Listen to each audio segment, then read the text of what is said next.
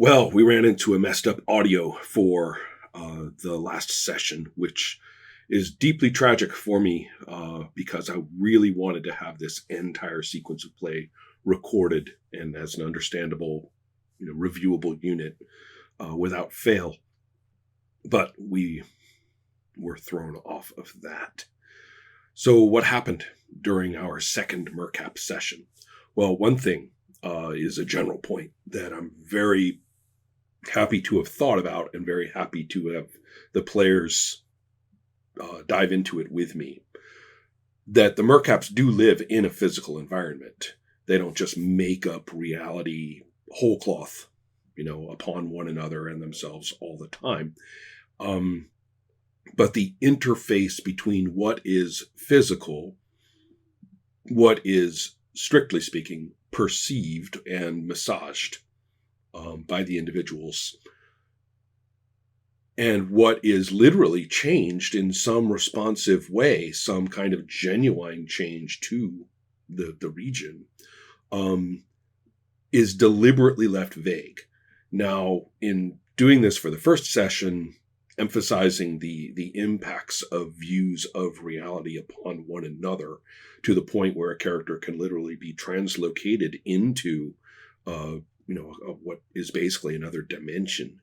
That was important to establish as a major piece of play, that especially roles of conflicts between Mercaps are pretty trippy and may involve remarkable shifts in what is happening. But this session, I said, okay, we can go over the line with this. We can go to the point where we're basically playing in a void and whatever I say goes and whatever you say goes. And that's annoying. No, we have to remember there is a physical space. There's a physicality to the planet, and the Mercaps live in the planet in a particular way. So let's see if our descriptions of things deliberately bleeding at the boundaries of those three concepts, because to the Mercaps, they aren't bounded. But remembering for purposes of what we say can and cannot happen and what we do, that those physical things are real, and again, permitting some doubt about that in some cases, or doubt as to what has, or flexibility as to what has happened to them. So that was my concept that I floated by everybody, and it really blossomed. I think we really hit a really nice high point of understanding how to talk about Mercaps moving through space and how to operate. I brought a number of maps and a number of other conceptual pictures in hopes that would help. And those played quite well. In fact, I was a little alarmed at how much people seem to like the disturbing imagery that I brought in. So I guess I'm playing with the right people. What about events? Well, from my preparation standpoint, as if it wasn't apparent already, is that there are effectively monster Mercaps. Now, this is something Renee had actually suggested when I asked her about the Mercap world so that I could, be a GM for this stuff. And she said that there are powerful Mercaps. And to me, that means that these are Mercaps whose minds are influential. I mean, they punch into other Mercap minds disproportionately for whatever reason, and you end up basically with a perception of reality, and including values, of course, which are diffusing outward, kind of from that individual into other individuals all the time, so that you have almost, as I say, kind of a political party. And there are three of them that I had come up with before the previous session. There's Ununu, who I perceive... Now, all of them have an opinion about how the planet should interact with the rest of the galaxy. Ununu is very much the helper, the rather interventionist helper. We shall go and we shall make these people understand, and they're going to get it, aren't they? And not only that, but they'll need a little management. So that's the way Ununu looks at these things. And then there is Monom, who is effectively straightforwardly conservative. We should be ourselves. We should be the way we are, and nobody is going to make us change. And those worst enemies for Monom are not the outsiders who might make us change. Not entirely clear like what they're all about even, but the ones inside Mercaps who are too excitable, too full of ideas, too full of things that are destabilizing everything.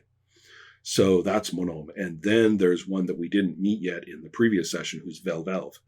And Velvelv is basically aggressively destructive toward external threat.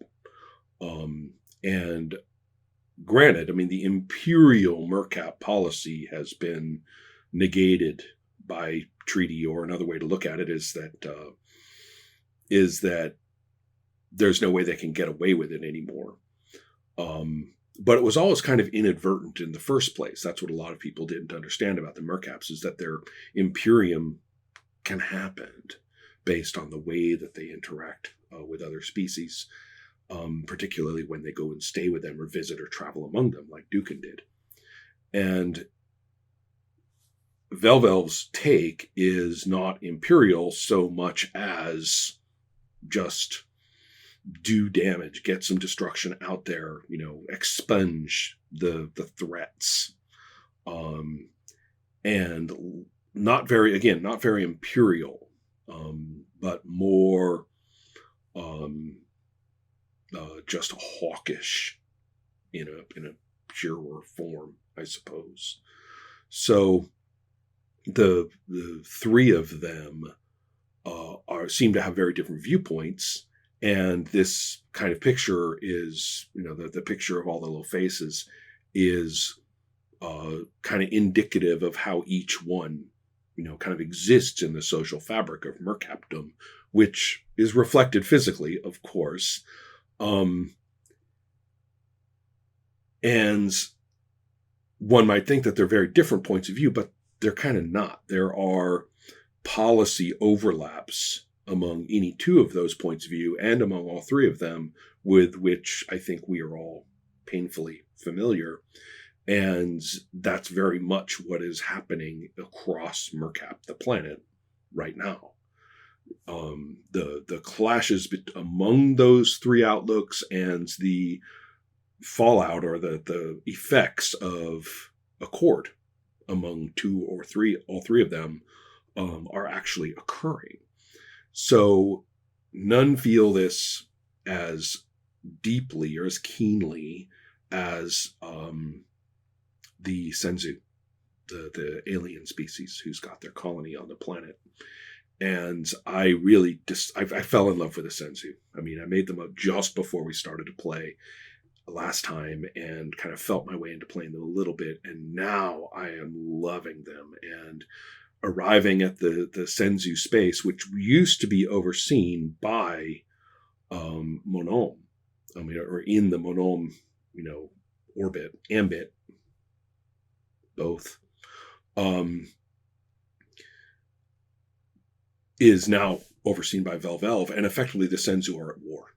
I mean, they have carved out, they're tough little boogers, and they have carved out, their haven, outside of which is torn, by war, and by attack. So our characters, who had come to some agreement that maybe they were being a little too, irresponsible, or a little too, oh geez, I guess I'll just change reality a little bit. And it's like, oh wait a minute, we are subject here to forces that are really intense. But they've stabilized their laboratory, and they have captured Reber in basically a jar, I guess, and armed with a couple of weird substances that they actually had made last time. They traversed to the Senzu region, and we played mostly there. And the one that they had met before, Izowick, had turned out to become something of a leader. They carefully regulate now the influx of narcotics from the Mercap, and regulate it and manage it. They can't get rid of it. But they've got poor Vuv, like, strapped into a tubular framework with tubes sticking out of him, and they harvest him for it and manage it in small doses, to the population, which Vuv seems kind of okay with, except he's bored. But there was a lot of dialogue with different Mercaps. There was a lot of sort of realizing how the Senzu experienced this, and a little shocked that under the impact of Velvel's reality, that the Senzu have developed a religion of the reality that they encountered first here, which was defined by the perceptions of Mon-Om. So now they worship this very conservative god, Mon-Om. There's like a priestess of Mon-Om. And